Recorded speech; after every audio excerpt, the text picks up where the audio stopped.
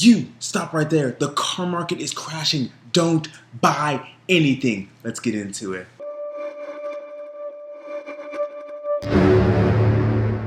Hello there, beautiful people of the internet. Mr. Vance Painter here with Beyond Anything with another wonderful video. Today we're talking about the car market crash. And for all of this wonderful information, I only ask you to one thing, and that's smash that like button, subscribe to the channel, and don't forget to hit that ding button so that way you get wonderful notifications on all the content that is going on Beyond Anything. Today though, we're talking about the car market and this crash that has been happening or is happening or will happen or maybe not at all. Who freaking knows? But we're going to look into some data that shows that it is very possible that this could happen and will be happening soon. And we could be seeing it right in front of our faces. So I brought up a few articles. Let's take a look at the screen here. First, we have NerdWallet that we want to pull up. When will the car market return to normal? Car prices skyrocket during the pandemic. It's unlikely that they'll drop significantly anytime soon, but they are dropping. That is the point there. Analysts are closely tracking vehicle demand, with consumer sentiment low amidst the signs of a worsening economy and a resurgence in gas prices. Ooh, think about this one too, folks. Gas prices going up, rates going up, demand is going down. What is going to happen? Car market crash, at least in my opinion. Second line here, it's going to be a very turbulent next 12 months as these interest rate hikes filter through the economy, says Charles Chesbrough, senior economist at Cox Automotive. I'm sorry if I said your name wrong there, Charlie. Point is, he works for Cox Automotive. If you do not know who this is one of the biggest brands in the car automotive industry. They own most of the software that car dealers are using to appraise cars, to sell cars, to build websites. Heck, they're even running auctions, and they even have websites in which the consumer, you and myself, are going online and looking at cars to purchase. Cox Automotive, Daniel runs the whole thing. Secretly, kind of.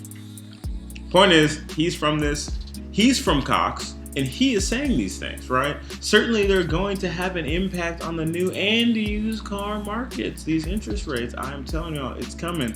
Because most vehicles purchased are financed, rising interest rates could dampen consumer demand and result in a higher monthly payment, which approached $750 on average before the latest hikes. Before the latest hikes, it was already at $750 payment, and I have now seen, in another article we'll see here shortly, $1,000 payments, folks. $1,000. This is insane. You can almost have a car for a mortgage payment. Think about that. Car is almost the same as your mortgage payment. Wow, what a thing. But if new car demand falls, sellers may offer discounts, hopefully, and sweeten the pot a little bit for consumers, right?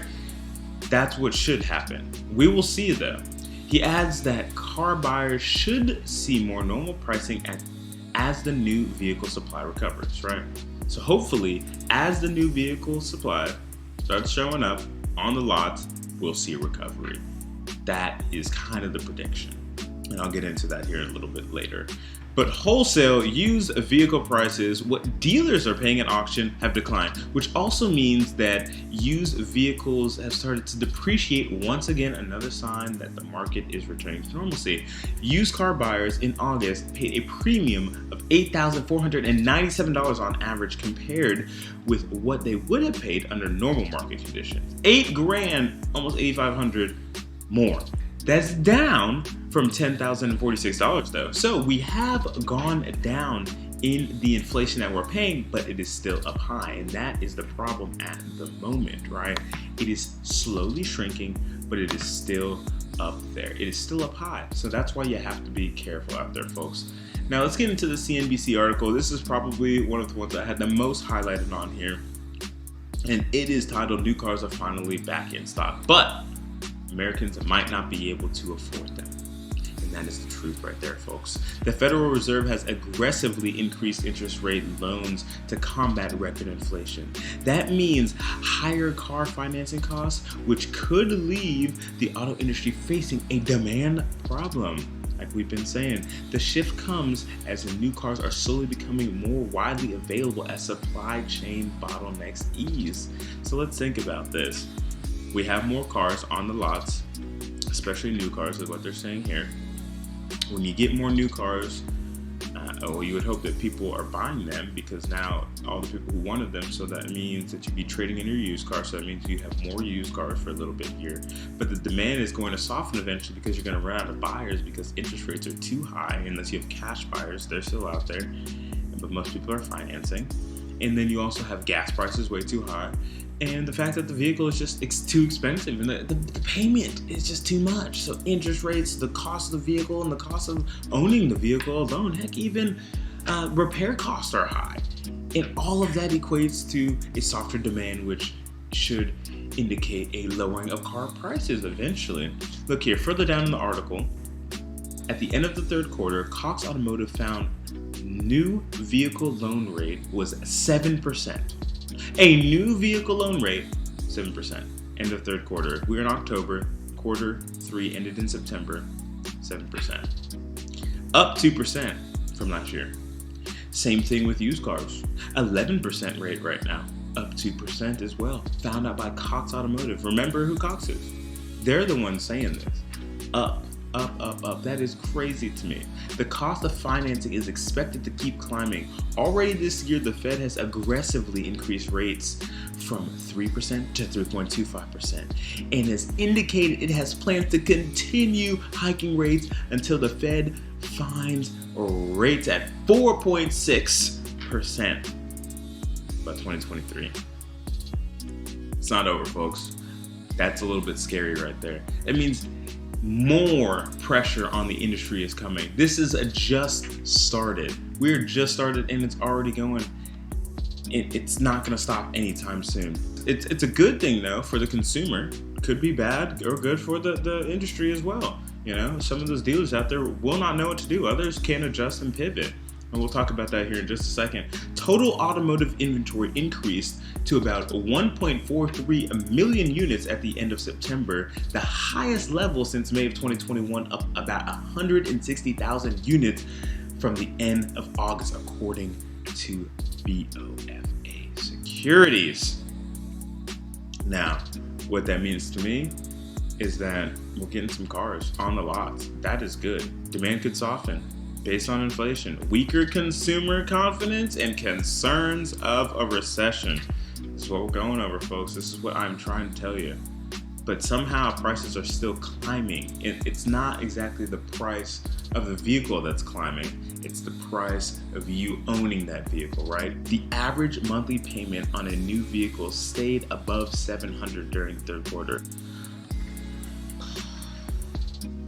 That gave me goosebumps right there. Oh, that's scary. I don't like that.